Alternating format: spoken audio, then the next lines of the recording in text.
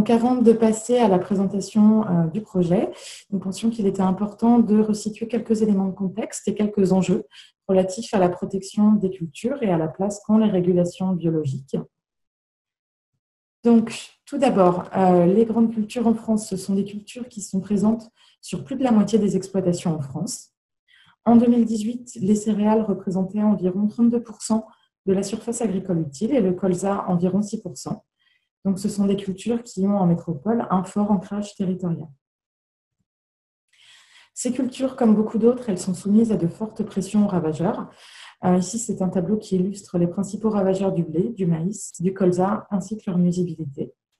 Et donc, ce qu'on peut voir, c'est que quelle que soit la culture et quel que soit le ravageur qu'on considère, les dégâts qui sont potentiellement occasionnés sont considérables et donc les pertes économiques associées le sont également.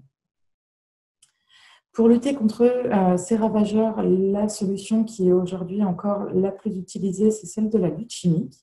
Donc, ce tableau, il présente les IFT insecticides sur quelques grandes cultures en France. Ce qu'on peut y voir, c'est que les IFT sont relativement modérés, surtout en comparaison avec d'autres cultures. Mais il faut remettre ça en perspective de ce qu'on vient de voir, et notamment sur l'importance des surfaces qui sont concernées.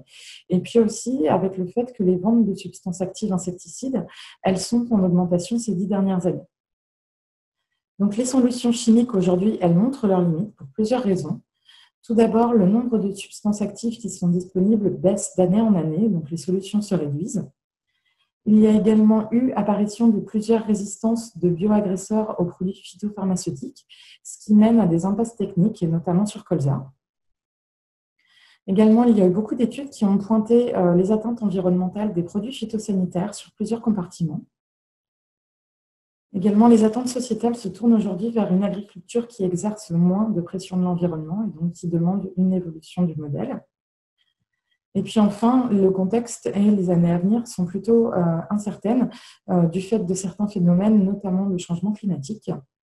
Et donc, il y a aujourd'hui nécessité de tendre vers des systèmes agricoles productifs qui s'appuient davantage sur les services écosystémiques et qui ont de bonnes performances environnementales. Donc pour cela, il y a de nombreuses solutions alternatives qui sont en cours de développement et pour beaucoup qui se basent sur la combinaison de leviers. Donc ici, c'est un exemple avec la protection intégrée des cultures, donc qui combine diverses solutions qui sont de l'ordre, dans un premier temps, de la prophylaxie et donc de la lutte indirecte. Le deuxième type de solution, c'est celui de la caractérisation des risques. Et enfin, le dernier, c'est la lutte directe, qu'elle soit préventive ou curative. Donc ce qui va nous intéresser par la suite, c'est de voir quelle est la place des auxiliaires de culture, des régulations biologiques dans ce type de démarche. Donc, les régulations naturelles des bioagresseurs par les auxiliaires de culture. Leur objectif, c'est de maintenir les bioagresseurs en dessous du seuil d'inuisibilité pour les cultures. Pour y parvenir, il y a différents types de lutte biologique. Il y a la lutte biologique par introduction d'ennemis naturels exotiques d'un bioagresseur, qui lui aussi est d'origine exotique. Le deuxième type, c'est la lutte biologique par augmentation, où là, on introduit un certain nombre d'ennemis naturels dans l'environnement, dans l'objectif qu'ils se multiplient et donc qu'ils soient utiles pour lutter contre le bioagresseur. Et le dernier type, celui qui va nous intéresser par la suite, c'est la lutte biologique par conservation. Là, on cherche à modifier l'environnement paysager des parcelles ou les pratiques agricoles pour favoriser l'installation et le maintien des ennemis naturels. Donc aujourd'hui, l'état des connaissances sur ces régulations naturelles, eh bien, il est encore très partiel parce qu'il y a de nombreux domaines qui sont à investiguer pour parvenir à répondre aux questions qui se posent. Ces domaines, c'est par exemple l'écologie des auxiliaires de culture, les relations trophiques entre les auxiliaires et les ravageurs, ou encore les facteurs qui vont influencer la présence et l'activité des auxiliaires. Il y a aussi beaucoup de questionnements méthodologiques, à savoir comment est-ce qu'on peut étudier les auxiliaires de culture, comment est-ce qu'on peut étudier les régulations naturelles, ou encore comment est-ce qu'on peut passer de la quantification de la prédation et du parasitisme à la quantification du service rendu. Donc, c'est-à-dire finalement comment est-ce qu'on peut déterminer l'effet des régulations naturelles sur les performances technico-économiques des exploitations.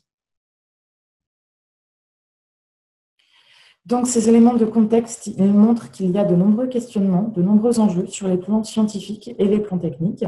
Et donc, la question qui se pose, c'est comment est-ce qu'on peut passer de la théorie, à savoir, on sait que les auxiliaires de culture contribuent à réguler les ravageurs, à la pratique, à savoir comment est-ce qu'on fait vraiment de ce service écosystémique un levier qui puisse être mobilisé pour la protection des plantes.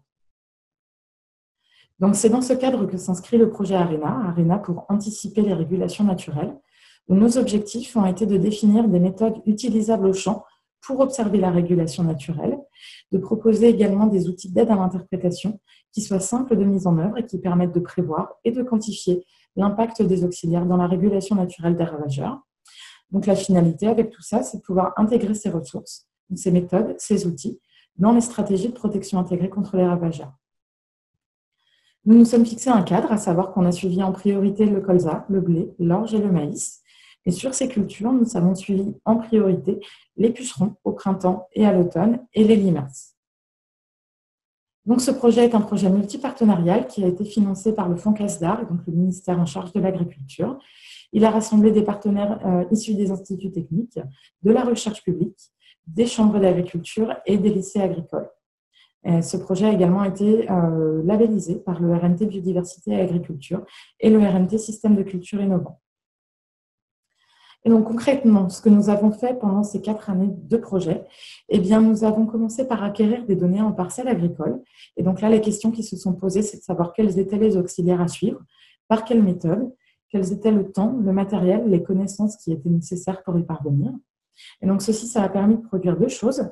Tout d'abord, c'est une base de données rassemblant toutes les observations du projet. Et la deuxième chose, c'est des protocoles d'observation standardisés, des auxiliaires, des ravageurs et des régulations naturelles. Cette base de données, elle a été mutualisée avec de l'expertise et des informations existantes pour pouvoir chercher à expliquer le potentiel de régulation naturelle en parcelle.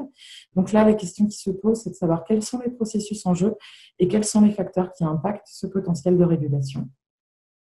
L'étape suivante, ça a été de chercher à comment est-ce qu'on peut passer de l'explication du potentiel de régulation naturelle à la prévision de ce potentiel, ce qui permet de là passer sur le volet plus concret et développement du projet. Et donc, à savoir la construction d'outils de prévision du potentiel de régulation. Là, nous avons cherché à construire des outils stratégiques et des outils tactiques. Dans cette construction d'outils et aussi dans la proposition des protocoles d'observation, nous avons cherché à intégrer au maximum les besoins terrain pour avoir une co-construction de ces ressources. Et donc, ceci nous permet de contribuer à améliorer la prise en compte des régulations naturelles dans la conduite des cultures. Au cours de ce webinaire, nous n'allons pas vous présenter la totalité des travaux qui ont été réalisés. Nous n'allons pas vous présenter la totalité des résultats qui sont issus du projet. Nous allons nous concentrer sur 3 points, à savoir quels sont ces besoins terrain, la proposition de protocole d'observation et la construction des outils de prévision du potentiel de régulation.